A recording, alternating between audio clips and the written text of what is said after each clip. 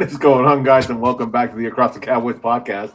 I'm your host, Paul Ryan, and with me, as always, are Mike the Pig Crum and Brenden Fergy Smith. Mike, how are you, sir? Doing good. Just taking care. I got a little brat here I have to take care of. There's the tail. You gonna show everybody the cat, Mike? No, let her sit over there. So eventually she will pop on screen. Is she one of the like friendlier, more social cats, or does she keep her? Oh yeah, she's super friendly. That's always good. Brenden, are you a cat guy? I'm an every animal kind of guy. Like I don't really discriminate against. I guess I personally like dogs more, but like if you have a cat, I was like I'm not gonna judge or think anything bad. Your character or anything? Mm-mm. Well, Mike, where can we find you on Twitter, sir? That CD Piglet guy's nice and easy. Brenden, what about you? At Brenden_Smith26. You can find me on Twitter at Paul_Ryan15. The Cowboys are 2-0 in the preseason and just went into Arizona and handled business on Saturday night. But more importantly, cut day is coming. Tonight we're breaking down who hurt themselves, and what this final 53-man roster is going to look like. There's a lot to get into, so let's go ahead and get after it. Mike, what, if anything, is different about this Cowboys team compared to teams in the past? I don't have that one down here. Oh, and Paul's gone. What? Yeah, I'm here.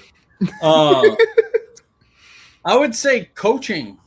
Coaching feels different. Like when we run our base vanilla stuff, it isn't easy to decipher. The way they communicate and the way they play when they're playing their vanilla things is difficult for the opposing offense to deal with. I do think our run game vanilla is kind of simple, but minus that, the passing concepts, the defense and everything seems different because it's not preseason has been tough. Like they've coached up their backups to understand their system. They have a quality system, so it's not easy for another team's backups to decipher. And that's a positive when you push that forward and you're playing your most talented guys. Hopefully that translates the same way. Erna, what about you? What do you think is different? It goes off of what Mike said with coaching, but it's effort and energy. Like they actually act like they're like playing for something. I know, like of course, preseason guys are always playing for something because they're playing for jobs. But Dallas is always like, "What are you doing?" Like you'll see a few guys who go like, "Hey, he's really trying to fight for a job." Other guys who go, "They're not going to be anywhere near a roster." There's so many guys we've watched just against the Cardinals are like, dude, they could be on the roster. So that's what like this is the first time that competition is real. Even though it's like, oh, we're not fighting for starting positions because like, oh, Tyler Guyton's going to lose his starting job. That's not going to happen. That was never going to happen. But like all these depth pieces, wide receiver 5, wide receiver 6, usually, oh, it's whatever. Our 7th round pick, he'll be there because he needs to be. Oh, hey, tight end 3. Well, before injury, we actually had that. All these depth pieces are fighting for their lives, and it shows. Yeah, we had a string of guys like in recent memory that they get drafted and they think like getting drafted is all there is. Like they stop trying. Like there's no effort. They're happy to be on the team, and there's no more that they're fighting for. So yeah, effort is definitely a big thing. For me, I'm just gonna say it's the little to no, literally like no unnecessary drama this offseason. Just quiet, things being handled correctly. Of course, George Pickens, didn't get a contract deal, but even that didn't get mishandled. It's just like it's been all quiet on the Cowboys front. No negativity, and like you don't hear Jerry or Steven. I mean, of course, Jerry's always going to say things that will like garner attention, but you hear other people, like well-respected people in the NFL, they're like looking at this Cowboys team going, they could be better than we expect. They could be like an actual contender this year. You don't hear Jerry or Steven like making any false promises. That's what I've noticed this offseason. That's different. Good point, AI Paul. The show would be better if I was AA, Mike. Let's be honest. Nope, not true at all. Nowhere near. How much does the 2-0 start mean to you, Brenden, or just mean in general? technically it doesn't mean much because it's preseason. There's been many teams that go 3-0 in preseason and then just shit the bed. I'm pretty sure I saw people talk about how like when Detroit lost every game, they were like 3-0 in the preseason. So like it doesn't I matter. remember that. Yeah. But it's the way that they're winning. Cause like it's always like with Mm-hmm. preseason, it's like the way that you lose. It's the way that you're winning. Because like we're talking about, it's Right. sound football. Our twos are just beating their twos. Our threes are just beating their threes. They all look like they bought into the scheme, both sides, and that they're wanting to compete. This isn't just like, oh yeah, we're here. These games don't matter, and that's what the players are thinking.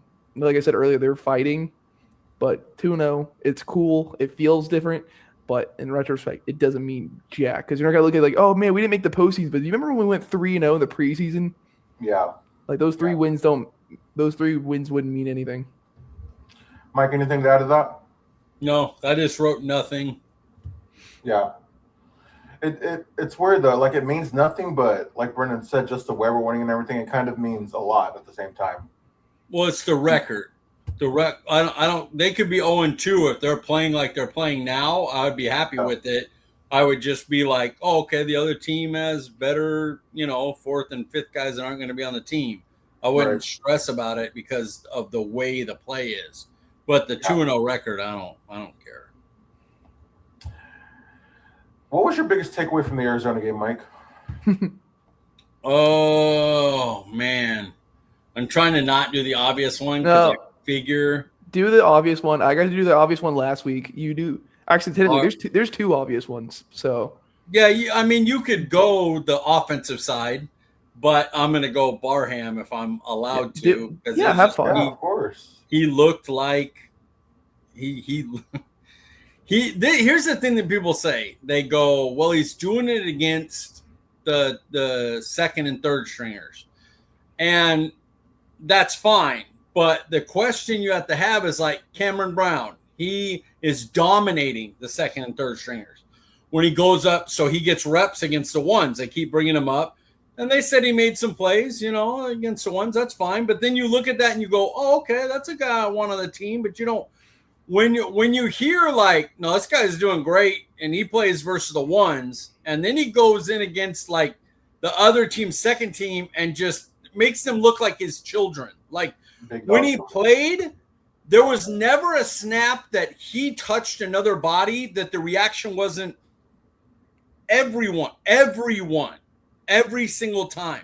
Even the tackle he missed, the player boom, and then was able to stay up balanced and went and kept going.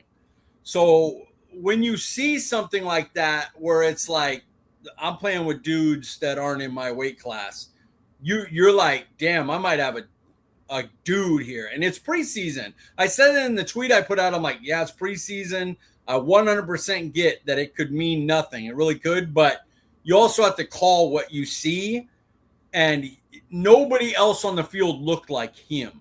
Like the way he went through a block and just one arm tackled a guy, like it was like he was playing with young children. Like he was ridiculous how physical and how he saw it for a rookie and how he moved playing.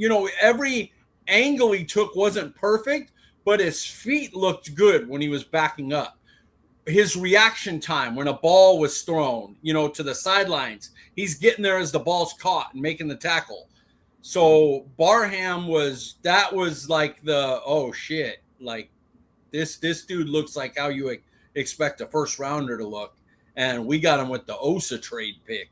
He barely got in the top 100, and you might have found a dude, and that's important. Brendan, what about you?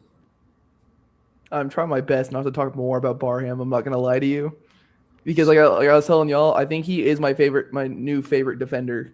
Which, like I said, doesn't mean I think he's the best player on Dallas's defense. There's a big number 92 that would take a lot of disrespect from that. But it's just like, dude, he plays so damn well. I have one argument that I'll get to the offensive guy, but I was like, people say like what Mike was talking about, like, oh, it's against the twos and threes. Then guess what? Every good starting player should do well against twos and threes. Guess what? If they're like, oh, hey, CeeDee Lamb needs to go out there for a one drive, he should be killing the corners. Making them look like children. That's what a starter's supposed to do. Yeah. But also, his instinct looks great. It doesn't matter who you're facing. If you can read stuff like the way he was in coverage and all that, it was awesome. And fine, I'll get to talk to the less fun but still fun part. Joe Milton, we talked about it last week. Dude, who is this man? I'm not gonna go and turn into one of those people who are like, oh man, he needs to start over Dak because you're an idiot. God. Every backup QB that plays well, oh, Dak needs to go like F off.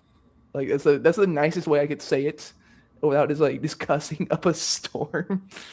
But he looks like he can be an actual NFL QB. And right now, that's what you need as a backup. I still don't think he'd win many games, but he looks a lot more in command, a lot more comfortable. Didn't he have 2 touchdowns and 2 interceptions last preseason? Yeah. Like a close to 50% completion percentage. Dude, he had a 75% completion percentage with 3 total touchdowns, no turnovers. And he ran a touchdown in. Yeah. Yeah. And his true incompletion percentage, if you take out drops and stuff, is 89%. Well, yeah, because he stared down Camden Brown in the end zone. As soon as he turned, I knew exactly where the ball was going, and it was funny.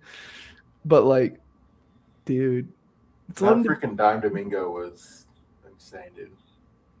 His play to Malik Davis. Yeah. But also, Camden Brown. Dude, Malik Davis. There's now someone in the free agent who's a free agent now. I would take over Malik Davis, but he does everything right. Like I said last week, and he did it again. Pass pro, perfect. The one thing he didn't do well was return. But do you want Malik Davis returning kicks? No, you don't. No. The backup QB, backup running back positions were filled after Arizona's. Agreed. Yep. In addition to Malik Davis, who were in their spot on the roster on Saturday night for you, Mike? I had written down Milton as QB2. That was my main one. But since we talked about Milton, I'm going to give some love to Johnny Cornelius. Good pick. Yeah, it's funny how we develop guys, but he was a right tackle with a lot of experience, and you're thinking he might build into Steele's guy, and they're like, you know what, we're gonna move him inside. You know what I mean? Because we're trying to get Nate Thomas and Shelton and stuff out there, so move him inside. And he played 2 games almost exclusively at right guard. I don't remember the exact numbers, but I did an article about him being a stock up guy, and I know he had 50 pass rush reps in those 2 games, only gave up 2 pressures, no quarterback hits. And I believe, forgive me if the number's not exactly because I had to run a lot of PFF with the stock up, stock down stuff. I think his PFF was either 89.5 or 82.5, but it was marked as the highest among right tackles in the preseason, but he played guard the whole time. So, I don't know what they were doing with that.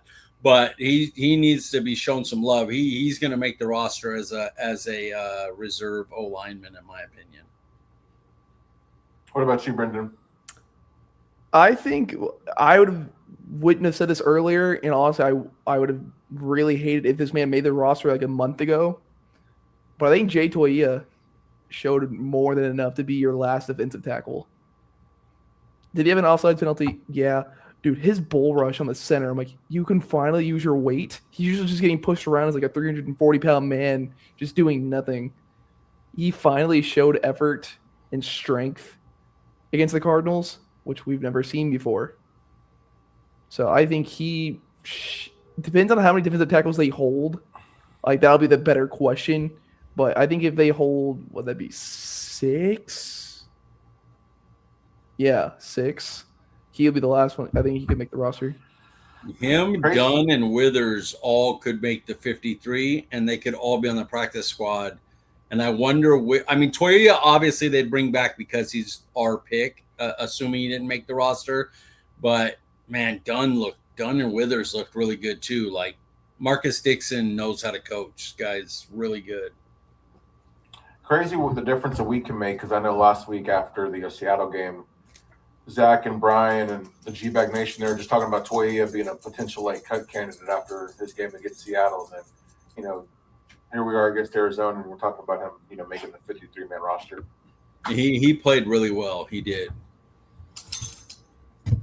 That was a pick that I know you were pretty excited about at the time, Mike, if I'm not mistaken. I love big D tackles. So he was a good run player too, coming out of college. You know, it always takes a year or so to get, you know, your peanut butter, as Vach would say. Yeah.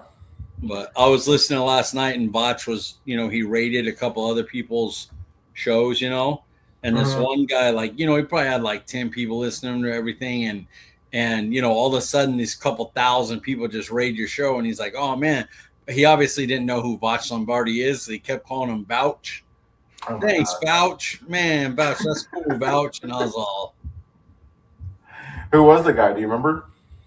I do not. I remember the next one, who was a Giants fan, who was they thought it was a Cowboys podcast. They were talking about Cowboys, but it was a Giants one talking about the Cowboys preseason game.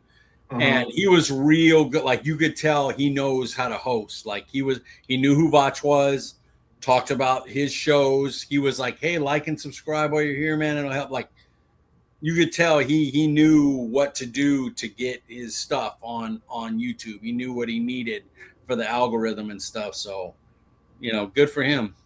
Yeah. Who lost their spot on Saturday night, Brenden? See, I have one, but I'm going to go a little bit more sad route. I'm going to say Julius Wood. Oh, really? Why? Marquise Bell didn't play, which is super telling. And also, you know, Schott never came out today and said that he's a really good player and he does really good things on special teams. So Marquise Bell is making the roster. So you're already fighting an insane uphill battle, and then you get a concussion. So you're most likely not playing Friday. It sucks. He was leading your team in tackles. He's such a fun safety. He's a hitter. He's a big hitter. But when you're a big hitter, this is kind of what can happen. You just throw your body at people when you get injured like that. Sucks to get injured and then lose your spot after you're having such a killer offseason. He did it again, and he's going to lose his roster spot again. Mike, what about you? Who do you think lost their spot? In the same vein, mine would be Michael Trigg. I think, you know, Dallas just going to keep Schoon on there. They know him, and he knows the playbook and yada, yada, you know, tight end 3 stuff. And they may IR stash Trigg. And then I would also put Maffa for the same reason Brenden talked about earlier about Davis kind of cementing his spot. And then you have the high drafted, explosive change of pace back who played really well in blue. And I think, you know, you're not keeping that many, you know, running back. Well, that's something we'll talk about later, but I don't think you're keeping that many running backs. So it's, you know, I think Maffa was, and Abanaconda's outplayed him. Like, Maffa really hasn't had a chance to do anything. So if you were keeping another one, you'd keep Izzy. Yeah. Yeah, I saw, you know, never mind. I'm going to save it because we'll talk about that here in a minute. What is the hardest roster decision the Cowboys will have to make when making cuts, Mike? Or I'm sorry, who moved up the depth chart? Excuse me, Mike. Oh, no sweat. I talked about Cornelius. Can I think of another one? Because Johnny Cornelius was one. Yeah, I mean, you know the reasoning. I talked about it earlier, but I think Johnny Cornelius moved from can he, you know, is he going to get cut or not, to no, he's an important depth piece in there because you don't know where you're going to need to play TJ Bass. So it's a good – and Johnny has so much college experience playing right tackle that he could be a versatile piece that can move to both spots. So I'll say him. Brenden? We've already talked about him, but I kind of want to get a little dirty with this. I think Jayshawn Barham went up on the roster. I think he can genuinely be your Mike, and that is insane. Your Mike, like as in me, like most important. Oh, of course. On the defense? Of course.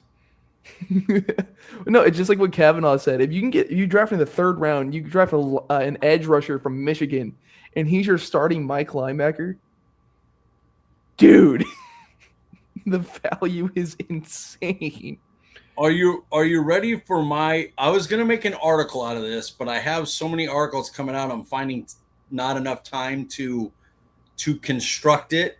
But I have a reasoning why I don't have Barham as the Mike linebacker. Would you like to hear it? Of course.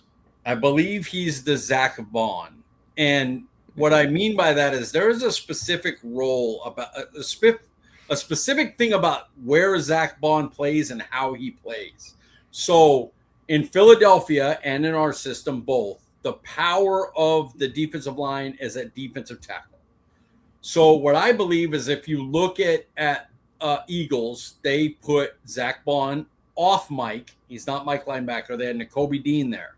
When Nakobe Dean, left, they bring in Jeremiah Trotter Jr. or Jahad Campbell, but they'll play Mike. And it's kind of the weaker linebacker because what Philly is saying is, yeah, attack that linebacker. Go ahead. You got to go through these two, though.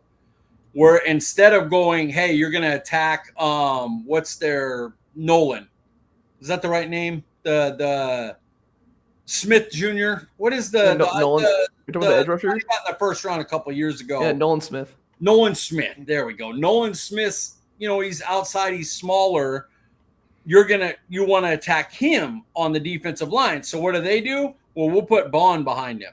We'll put Jason Barham behind him, behind our lighter guys. So say Ezeraku, or when Lawrence is in, even though they're playing, or maybe when Von Miller's in or whatever. You want to make sure to put them, line them up as much as possible with Barham behind them, because Barham's the physical, take on the blocker, make the tackle guy, as we saw him doing the thing. Whereas DeMarvio Overshown is the run and make the tackle guy. Same with D. Winters. He's not the take on the block guy. Well, when you're facing Quinnen Williams and Kenny Clark up the middle, he doesn't have to take on a block. They're like, go ahead and run at them because they'll probably make the play. And if not, nobody's going to be blocking our linebacker. He just has to clean it up. Whereas when you run to the outside and it's against the smaller, lighter type, even though our guys aren't Nolan Smith small or Micah small, but they put the big time bruiser guy behind him strategically to make it like, okay, you can run at the smaller guy, but now we got Barham, we got the killer behind him. So now you got to go through, if you get through our defensive lineman, you got the killer behind him, or you could run to our two killers right up the middle. You make your decision. You know what I mean? And so that's my hypothesis on why he'll end up being more of a strategic Zach Bond type player, because what they'll do is on pass plays, they're going to move him down to where you don't know if he's blitzing or not. And he's a pass rusher. He played edge last year. So I think while he could end up being a Mike on this defense, I think in his first year, he'll spend most of his time in the Zach Bond, am I pass rushing? Am I covering? Good luck running at me role. No, first off, I want to say I completely agree. My brain was more thinking like sounds weird to say base and nickel downs. And the simple fact of because D. Winters and Overshown's body types are legit wills. That's what they are. You don't want them engaged in blocks. You want them running around with their speed and you're able to get anyone in coverage. That's what they're here for. So that's what my brain was thinking about. But no, I've been thinking about the whole Zach Bond role for the past 2 weeks with Barham. But then him showing he can cover, he can blitz, he can hit the crap out of anyone. Dude, I'm I need it. He's going to be fun. And he will play Mike. There'll be dime things where they'll have him as the linebacker because they'll go lighter on their DTs. Like if you run a NASCAR package where it's the smaller DTs, put your big physical linebacker in the middle to cover him in case he needs to come up and put a wallop on somebody and they run a draw or something like that, So it's not like he's going to be they're going to move him around. He's a weapon. But I think the majority of his snaps will be a Zach Bond role this year. last week's show was all about Camden Brown. Now this week's episode is all about Jayshon Barham. This rookie class, dude. My God. It's crazy. At least we're talking about players in a positive light, not a negative. It is a nice change. Yeah. Oh, well, what is the hardest roster decision the Cowboys will have to make when making cuts, Brenden? It's wide receiver, and it's not even close. Mm. Because corner, you know your basic guys, and you're honestly Dallas is probably still looking for their fourth. Safety, they've already made up their minds, so that tough decision is gone. Maybe defensive tackle as well, but we're all screaming and praying that Dallas takes 6 wide receivers, so they don't have to cut someone. But the competition's been so much fun. You got Mingo with an amazing touchdown, but then you also have Camden Brown with a 7-yard completion, and you go, dude, they're just both competing their asses off. Mm-hmm. When have we talked about that? Honestly, when's the last time we've actually seen camp battles go into the season saying, I have no idea who's going to take the last roster spot? I don't remember. When's the last time the same guy's been kicked out of practice twice for fighting it? Just going wild. Easy. Donovan Azaraku, a little bit of a hothead. Don't throw punches, sir. Hey, that'll get your teammates hyped up, though. You'll get it cleaned up. He'll get it cleaned up. As long as it's not in the game. Mm-hmm.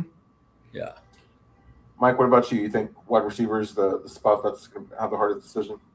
Safety would be a tough one, but with Woods just getting injured and them kind of saying Bell, I thought it would be a battle between Wood and Clark, and Bell would be out. Obviously, they're keeping Bell in, and that might mean Woods and Clark are both gone. Wide receiver is that's that Mingo's the second highest rated wide receiver in the preseason. He has a 90.5 grade from Pro Football Focus. Just wild. And then Camden Brown's been a star. He's been killing the second and third stringers, which if you're going to be a dude and make the team as an undrafted free agent, that's what you need to do. So, yeah, wide receiver, we're just kind of my hope is you're either going to keep 5 or, hey, Mingo, we gave you 4 years. You're looking great. Maybe they trade him. You know what I mean? Maybe they make a move, get a 6th-round pick for him or something. So we'll see. Yeah, I'm going to ask you guys a question about receiver here when we as we progress into the show sheet. Other than quarterback, what group is set in stone for you, Mike? Running back, tight end. Yeah. Go ahead, Brenden. You can. Damn you. That's the 2. They're pretty set. Damn you. Yeah, no, you're 100% right. The running backs, they know their roles. Javante's your 1. By far your 1. Malik Davis does everything. Blue is your change of pace. And then Lipke's your fullback. Yep. They know their roles. How many wide receivers do you think Dallas will keep, Mike? 6. Please.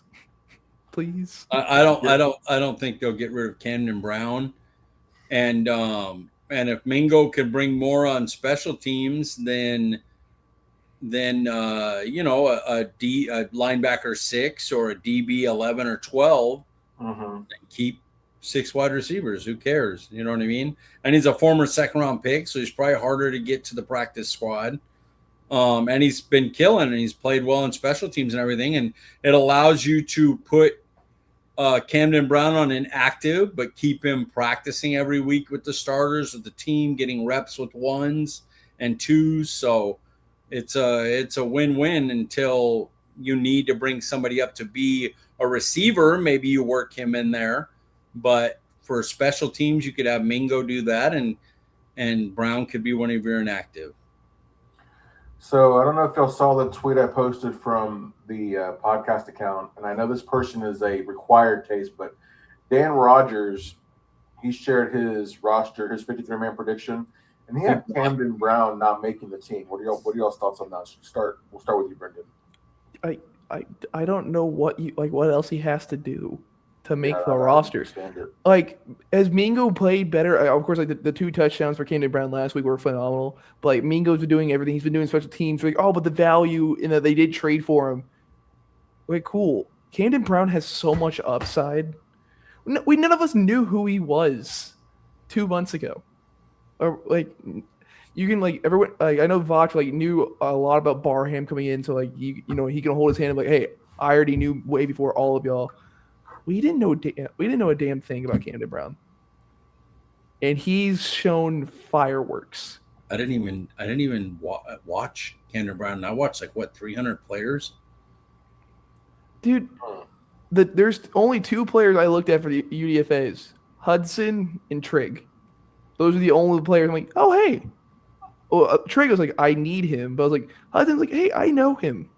Everyone else is like, okay, cool, whatever, dude. And then here comes Camden Brown. He's not gonna make it to the practice squad. There is no way in hell someone's not gonna see a 6'2" guy who can run a 4.5 with his kind of hands.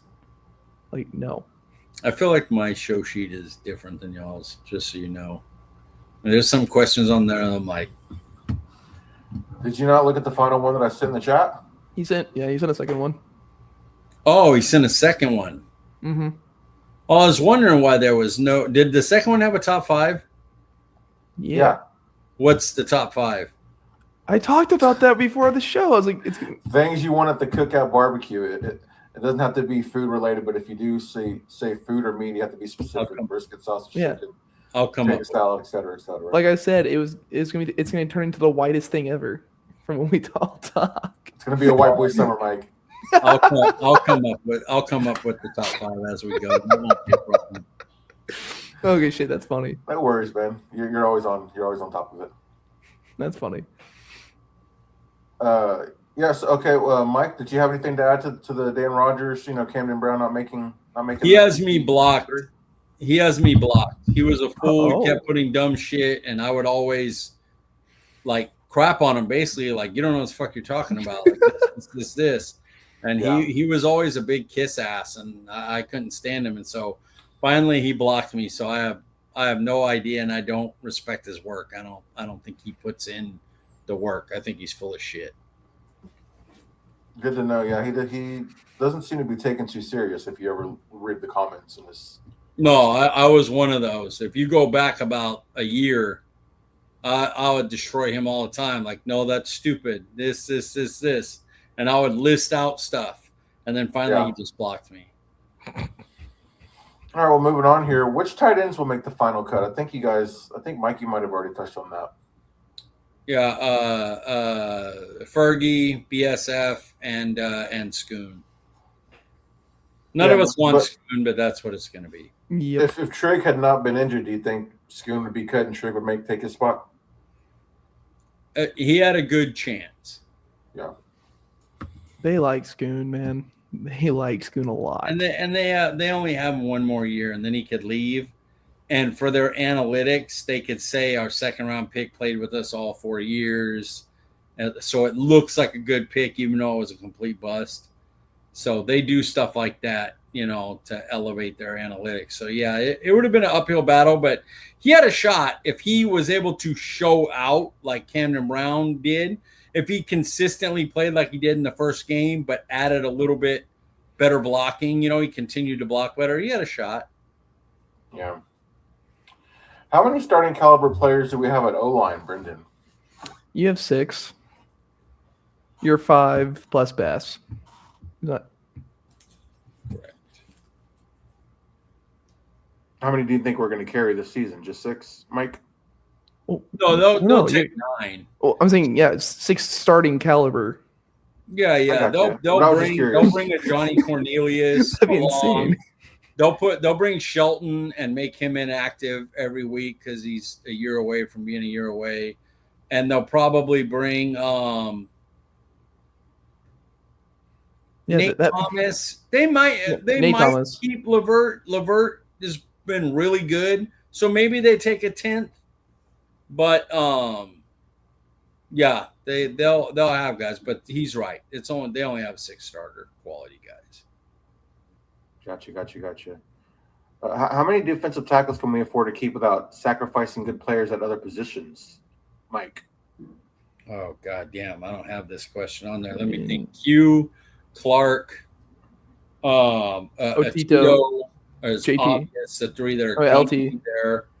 LT Overton is an easy one. That's 4. Bullard. I think Bullard will be cut, but will end up making the roster because they'll roster maneuver. They'll tell them like, "Hey, we're going to cut you, put you on the practice squad. The first 3 weeks you'll come up, and then you'll be a part of the roster permanently." But it gives us a chance to roster maneuver. So I think he will be the 5th, but I don't know when they cut him, will they keep a Dunn, a Toia, or will they try to stretch somebody from another position knowing they're going to move Bullard up from the practice squad? That's the question. Yeah. I like Dunn and Withers and Toia, and I'd be fine with them keeping any of those 3, but I think they'll probably let all 3 go, and unless it's a situation where they're like, well, we know we can control Bullard, so we'll cut him and bring one of those back. But I have a feeling that could be like the way you keep a Camden Brown, the way you keep a Elijah Clark, the way you keep a Barron. I think that might be more of a move there. That's fair. I'd say maybe 5 with Toia. Brenden? That's about it. Are you concerned there might be a lack of depth at edge, Brenden? No. We don't have star power, but our depth is great, honestly. You got to think, Rashawn Gary, Donovan Rockets, your 2 starters. Then you have Malachi Lawrence, you have Von Miller, this pass rush. Yeah, and you have James Houston. Yeah. And then you'll most likely have a 6th edge who mainly plays special teams. Like, is this a great edge group? No. But it's got a bunch of dudes who can probably get you from 4 to 6 sacks each. Honestly. I think that's probably the room. Hopefully Malachi can show more, but he's more of a project, which we all kind of knew coming out. He's had 2 good preseason games. He had a really underrated first preseason game, and then he played great against Arizona. It was just overshadowed because Barham was such a stud, but he played really well. No, they did exactly what you were talking about, the whole Zach Bond role. And the simple fact of you had Barham right next to Lawrence, and Lawrence had one of the greatest run fits I've seen by an edge rusher in a minute. Yeah. The Dallas Cowboys, where your young edge rusher who did only pass rush in college comes to run stuff. That's what we do now, apparently. Yeah, Mike, you were talking about Barham and Malachi Lawrence. I wanted you to discuss that on Mike's View From The Sidelines. So if you have a chance, maybe you can. Yes, I did not get a Mike's Views From The Sidelines on mine either. So no worries. That'll be fun. Whatever it is, there's no research. Shouldn't you have been sketched out by these? Like the usual things on the sheet weren't there. Exactly. I didn't. I went through and I put the stuff on there, and then I was like, okay, I got it. And I was like, maybe that they don't have time to do the top 5 this week, or we have so much stuff about the roster and the 53 that he edited out other stuff, and so I was like, I wasn't going to be mad about it. I got about 45 minutes. Yeah, no worries. Can we go into week 1 with only 4 traditional linebackers, Mike? No, that would be bad. You keep a 5th. You need Barron's earned that job. You gotta keep Justin Barron. That was another guy that seemed like he wasn't going to make the cut on Dan Rogers' list, but as we've come to find out, he's not the most credible person. Wouldn't it be funny if he nailed it the exact 53, and I just crapped on the guy for that guy's a piece of shit. He sucks. He doesn't know shit. And then he nails it perfect. I'm like, he got fucking lucky. What do you want me to do? That would be insane. Between corner and safety, which position has the stronger starting group for you, Brenden? Oh, that's so easy. That's so easy. That's safety, and it's not even no. There's no comparison. Yeah, the safety group is nice. It feels weird to say because it's always been corner for Dallas. Like comparatively, most times both groups aren't great, but it's always like, oh yeah, Dallas has this one corner that goes really well, and then you have like no one at safety. Dude, your safety group is stacked. It's clean. It's really nice. And they can all play anywhere. Yeah. It's so cool. It's so cool. So you don't even think with a healthy Bland and Rebel and then Durant, that's a pretty... None of those three safeties are as good as your number 1 or 2 safety. I would take Woods or Jalen Thompson over... Rebel would be close. I really love Rebel's potential, but now... Deron Bland is not as good as Jalen Thompson, and I definitely wouldn't take him over Downs. Durant's a solid starter, but the other two starting safeties are better. And Rebel has the potential to be as good as anyone in that group, but you got to see it first. Yeah, 100% agree. What are some players you think will be surprise cuts, Mike? Or who are some players? Excuse me. Who did I have marked down? I had that one. Jonathan Bullard, as I said, will be cut, but I don't think he's really not making the team, but he'll be cut. And then I think Elijah Clark will be a surprise to a lot of people because of how well he does on special teams. But the fact that they were like Marquise Bell is special teams ace, it's like, oh well, you don't need another. What's the point of having? He does play free safety, which you don't really have a backup for. Maybe Locke can. But I think he'll get cut, and I think he'll make the practice squad. Hooker's your backup free safety. Probably Locke. He can do it okay, but in a pinch, so can Downs. So it's you'd shift Downs out, move one of the corners into the slot, and you do it that way. Dude, the heartburn is killing me. Pardon me 1 second. No worries, no worries. Who's your surprise cut, Brenden? Sam Howell. Both QBs have played well enough where you can go 3. Yeah. But, you go to the practice squad and you'll be the emergency QB every week. Like I said last week, spot starts, you want Milton.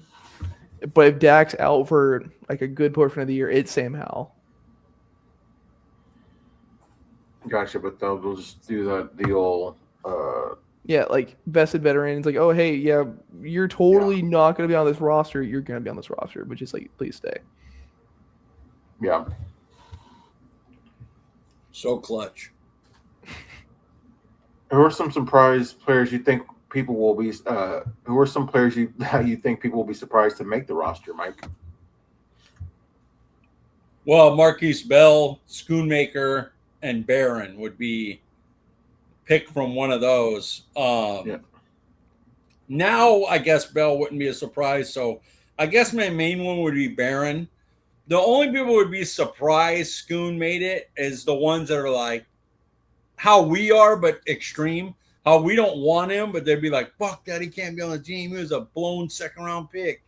Teams don't think like that. Also, you have no one that can take a spot right now because Traeg was the only one who could have, and he's hurt.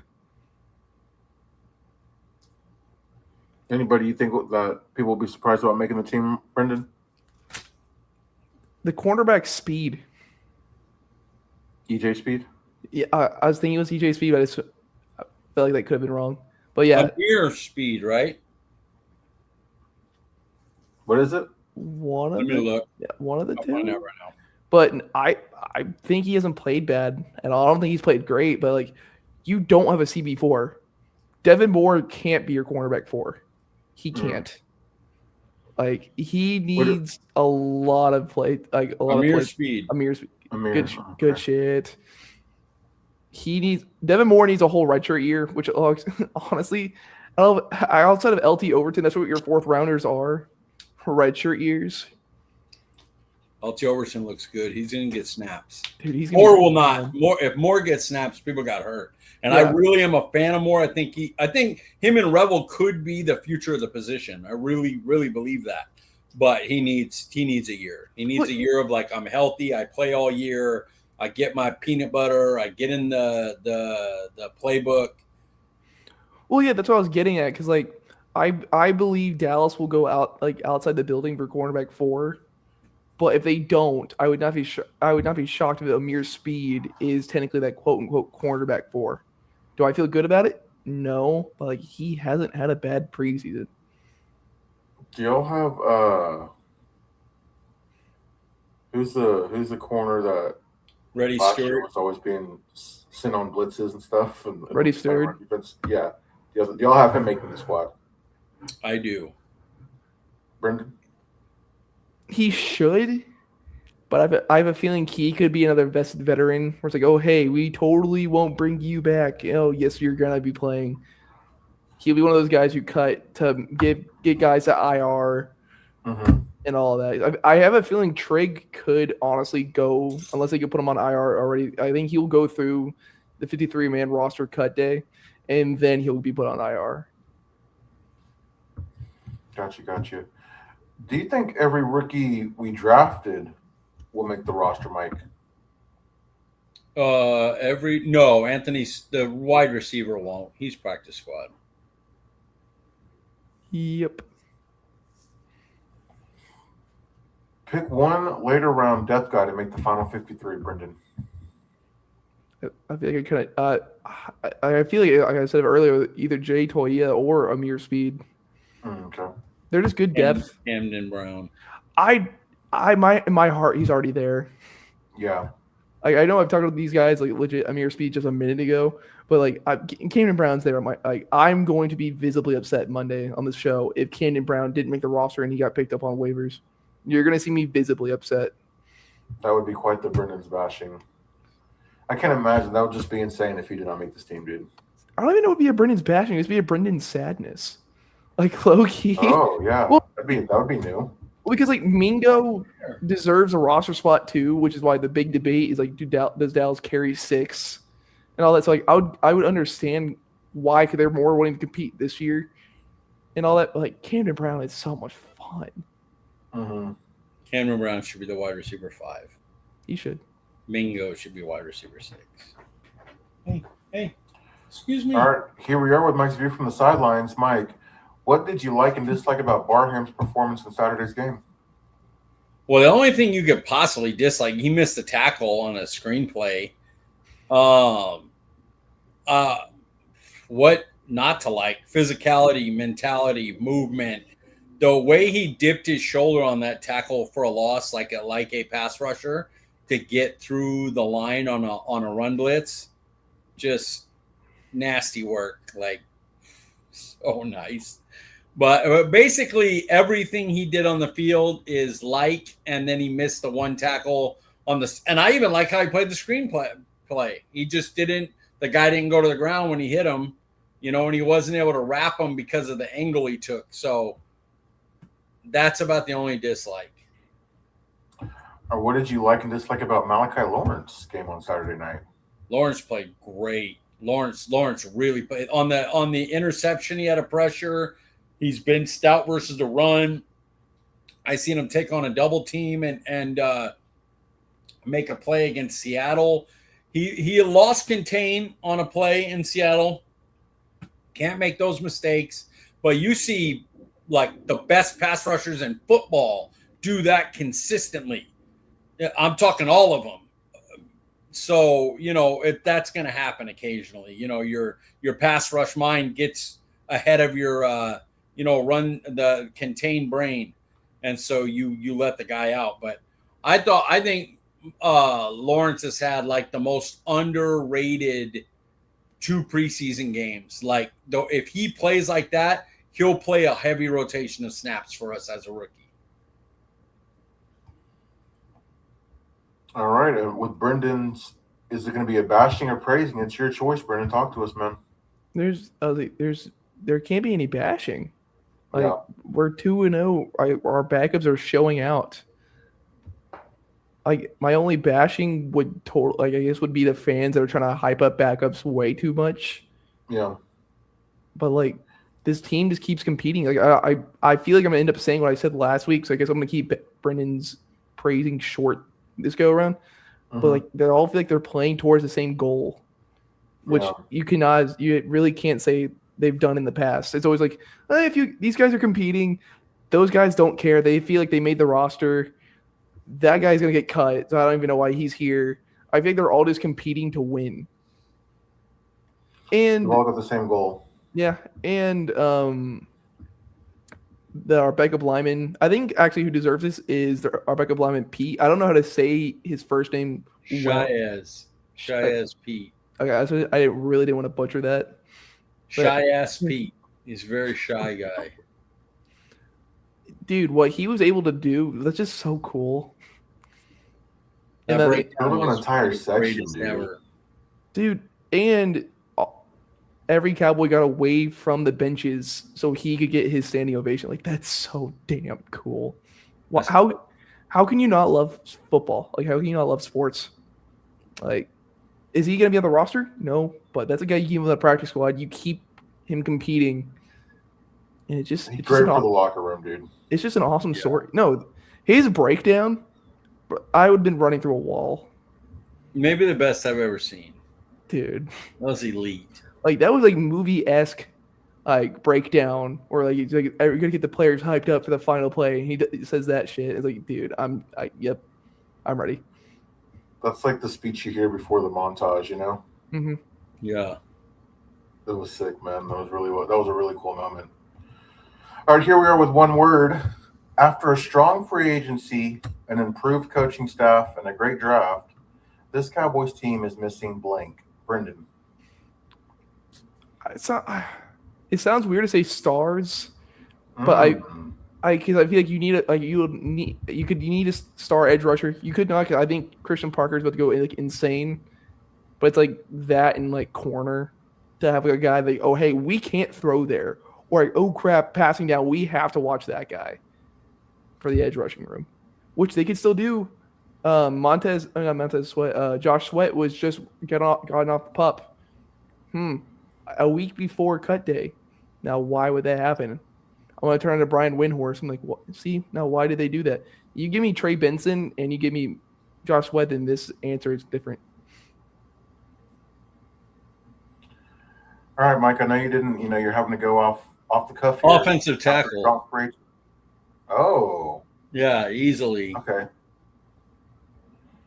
I was going with things you have been talking a lot about the tackles. That's been your biggest concern this whole offseason.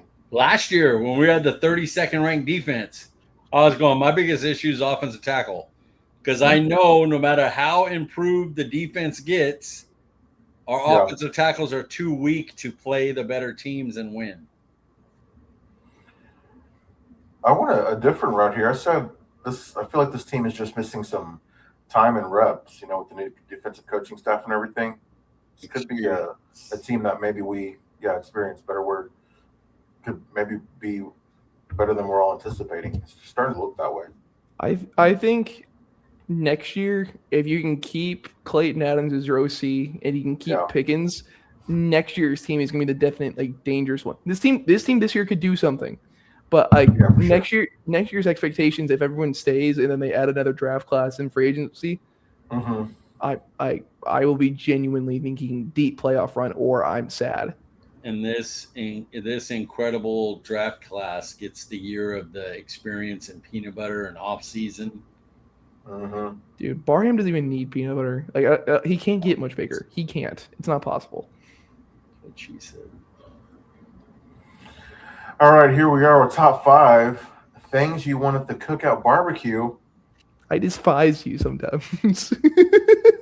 Brenden, I'm really curious to hear your answers. Mike, I know that you're going to have to go off the top here since you didn't get the updated show sheet. Sorry about that. I think I already got it. No, it's my fault. I should have checked. Brenden, hit us with your number 5, sir. My top 5 is just the classic burgers and hot dogs, but you've wanted detail, so I'll give you detailed ones. No, you said burgers and hot dogs. That's cool, but go, please, details. Well, no, because my dad will get these burgers and hot dogs both from Central Market, and so this burger is filled with cheese and bacon, and so it's this huge ass patty, that you could make, man, yeah. and like that's fire. And it's kind of the same with hot dogs, but you'll get like a whole like variety of them. Sounds pretty sick, dude. Central Market is so clutch when it comes to stuff like that.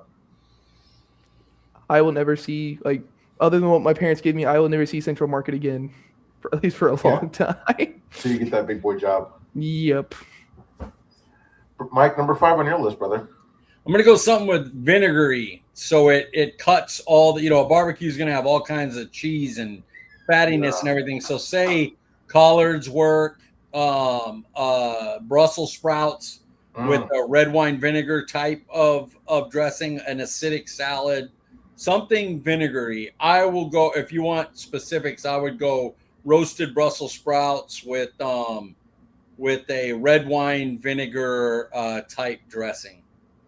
So I am kind of curious, Mike. I don't know how cookouts, barbecues kind of work in Cali because you've got the big like Hispanic community.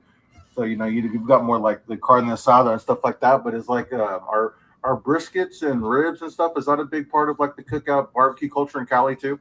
In California, your main ones are typically burgers, hot dogs, tri-tip, and ribs, and chicken. Okay. Gotcha. All right, for me, I went. I went with cornhole. I like to go to I like to go to a barbecue. I like to have things to do while someone's on the grill. Usually, I'm the one who's on the grill, but it's either like yard darts or horseshoes. But I put cornhole. I actually had changed this from pool to cornhole, but I just feel like cornhole's an easy game where you're holding a beer, you're talking with your friends, you're listening to music. Anybody can pick up and play. 4 people can play at a time. It's a fun game. So it's always nice to have an activity to do where you're waiting for the food or working off the food. Getting cornhole while you're doing the barbecue. Yeah, sure. You ever play cornhole, Mike? Yes, I have a cornhole game here. Oh, really? Okay. You like it enough to buy it, or was they giving it to you, or what? I bought it. Yeah, at a time. Funny enough, it kind of was at a time where that kind of stuff ended here, so we didn't use it often enough. Yeah. But yeah, I had that game. Actually, I don't have the game anymore now. I gave it to my niece because we don't party here and stuff anymore. We found it when we were clearing out stuff, and I was like, oh damn, the old cornhole game, and I gave it to my niece.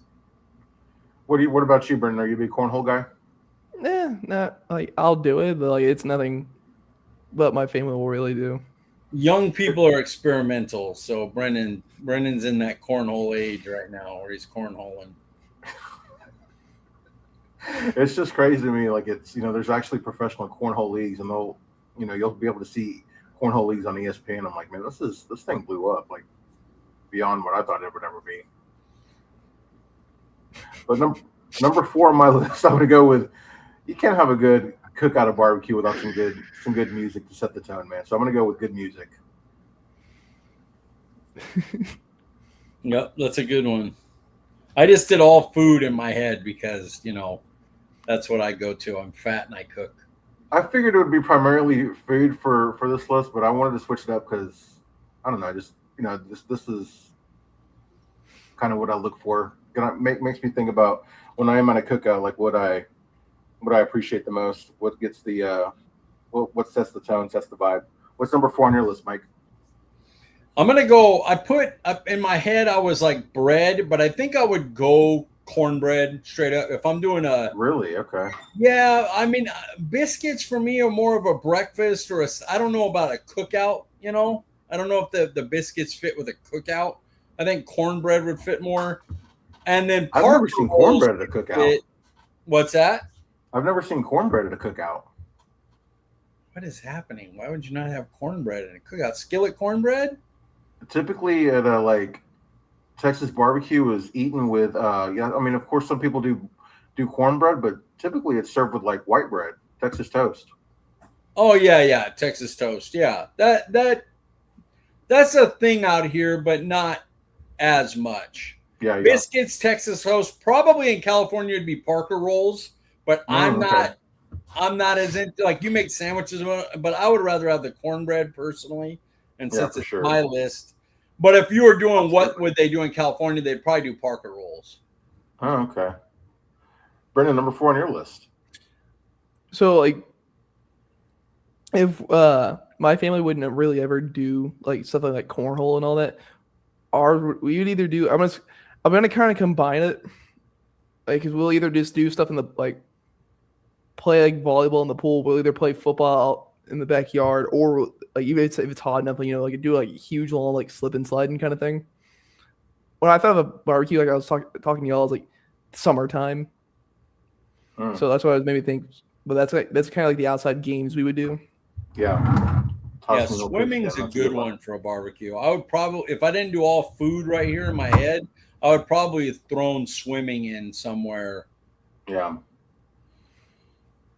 Yeah, it's always nice to get out of the pool to like a really good meal that's just freshly grilled, dude. Especially when you're smelling the food being cooked while you're in the pool.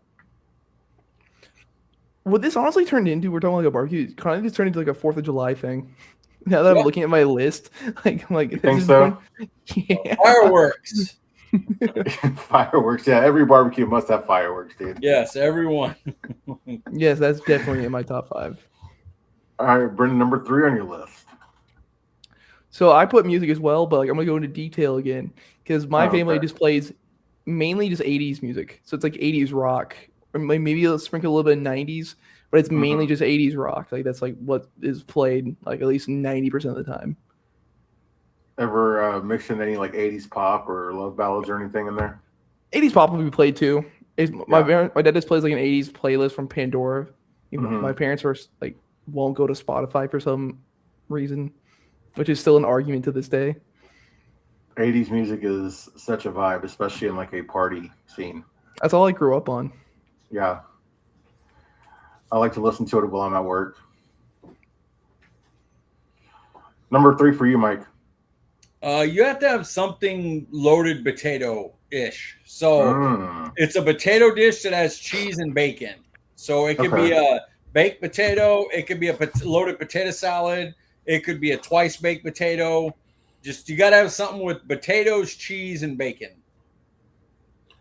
Are you more of like a loaded potato salad, or do you like go more traditional with a mustard based, or do you like a mayonnaise based? What do you bring into the cookout if you're in charge of the typical potato salad? I have mustard. Like if it's just a basic potato salad, I would do a mustard one. I like mustard better than original or anything.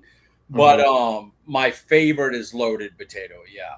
It's that's elite. Bacon and cheddar cheese and sour cream and green onions and yes, sir. That one.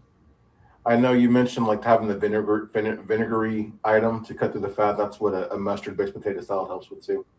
Yeah. Yep. Absolutely. Number 3 on my list. This is probably my favorite meal at a cookout or a barbecue. It's going to be the chicken drumstick. I think it's like the underrated, underappreciated grilled meat. Especially, you can just kind of walk around and eat it. You don't have to have a plate or anything. And multitask. You play a game while you're eating one, or drink a beer, hold one. It's get cornhole. play cornhole. I'm just thinking of like Paul at like medieval times when he's explaining this. Yeah. Dude, have you ever been to medieval times? Either one of y'all? Have either one of y'all ever been to medieval times? Maybe once when I was like super young. Maybe. Do they have that in Texas too? Yeah, it's one right next to Dallas. They have one in LA or Anaheim or whatever. I would definitely go back. I want to take my son. I think he'd like it. But number 2, what is a good cookout with music and getting cornholed and chicken drumsticks, Mike, without your good friends being there? Oh yeah, that's the people that eat the food. Forget that. Get them out. You got to have the homies, man. What's number 2 on your list, sir? Me? Yeah. Let's go chili.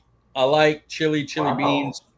So with the cornbread, obviously it's good. Yeah, for sure. Almost everyone, I don't have it on my list, but hot dogs or hamburgers, chili could be a topper for that. You could just have a bowl of chili.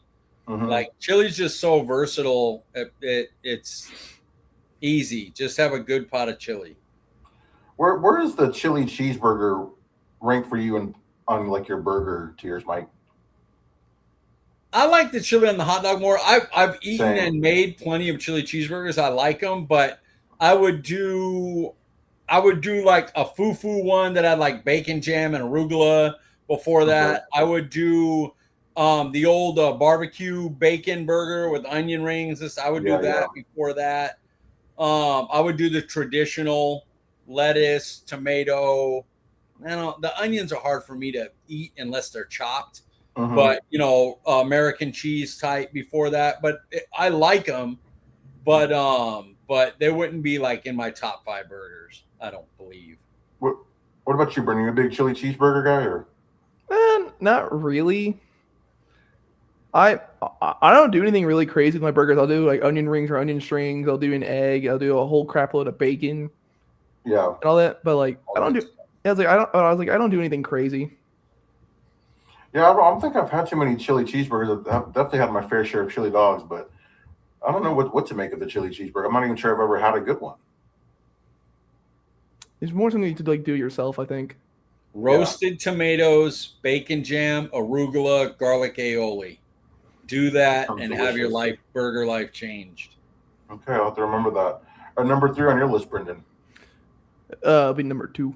Or sorry, excuse me, number 2. No, you're good. You already hit on this though. I did say friends/family because like it's not a barbecue. It's just you. You're just eating food and it's kind of sad. So like you gotta have the people there. Weird. And then I already kind of touched on it. I combined things earlier because I was like just trying to say the games in general. I just said pool. And this is like the privileged kid. This is the privileged kid in me. I've had a pool in my house since I was 11. So like this summer it's been an average like 107. If you're outside, if you're doing work, that's completely different. But if you're outside for fun and you're not in any kind of water, right. I will look at you like you're insane. Like go get your ass inside then. Like you got to get cooled down. I came home a few days ago and I was talking to my parents outside while they were in the pool. And I almost passed out from the heat. I was talking to we're just gonna go I'm like, damn, I'm dehydrated. And I was out there for like 15 minutes. And I was like, damn, I don't feel good. So like you gotta have a pool. My cousin had a pool, so I grew up, going to his house every summer, every day. I'm pretty much swimming every day. So having a pool is a vibe. Mike, do you have a pool? Did you grow up with a pool? I don't know why I thought you said that you had a pool in your house. Yeah, not at my house, but my mom's house had a whole pool. My best friend I had my next door neighbor had a pool, and I went there. I was over there all the time. So, yes, I could swim basically anytime I wanted. Got you. All right, number 1 on your list, sir. I would say I like a lot of your stuff. Like if I were to do it over, stuff like an ice chest full of cold soda, a swimming would be on mine. I love the pool table. I'm a pool table junkie. I don't know about getting out of the pool and going to the pool table. Like chill, dry off, don't fuck up the pool table. But I'm gonna, since I did all food, I'm gonna say as my number 1 a cheesy dish. So scalloped potatoes, mac and cheese. Gotta have something in that range, something cheesy. This has to be. I was talking about food, and I'm going to change things up. So I'm going to bring up another food dish. Well, yeah, I'm saying if I didn't in my mind when I heard the top 5, I just think of 5 food dishes you want to bring, because I was doing it on the fly what we were doing, and I was like, just think of the 5 food dishes you'd want there. But if I were to write them down, I would have different. Yeah, I know. I thought that was funny. Am I wrong to assume that your legendary banana pudding would be the dessert of choice out of cookout barbecue? If I could just like snap my fingers and do it instead of putting in the work to have to do it, yes, that would be the dish. Would be banana pudding. Yeah, definitely got to have a sweet treat. Number 1 on my list, man. You've got your friends, you've got the food, you've got the music, you got the games. It only really can all happen when there's good weather, dude. Especially in Texas, man. If it's 100 degrees, like, do you really want to be chilling outside? I mean, even if your friends are over there and y'all are grilling, it's like, this is miserable. So, good weather. Give me some good weather, man, to really set the tone for the day. Dude, I like it.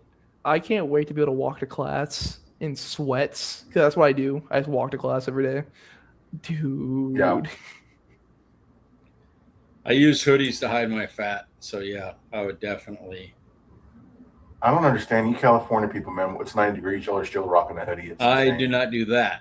I would rather Maybe live not you, back but you than know, be I in a see a lot of people like wearing a hoodie, and I'm like, what is up with California people? They wear a hoodie every day. I'll tell you regardless one of thing. temperature. I will wear a hoodie even in 100-degree weather if I'm going to the movies.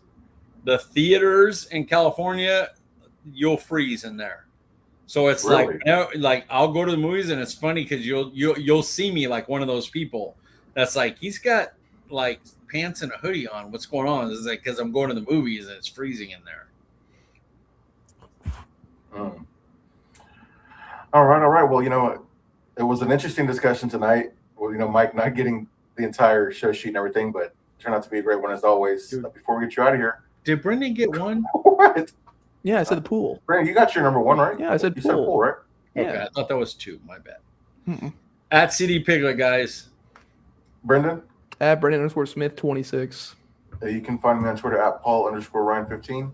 We appreciate you joining us, and we'll see you guys next week.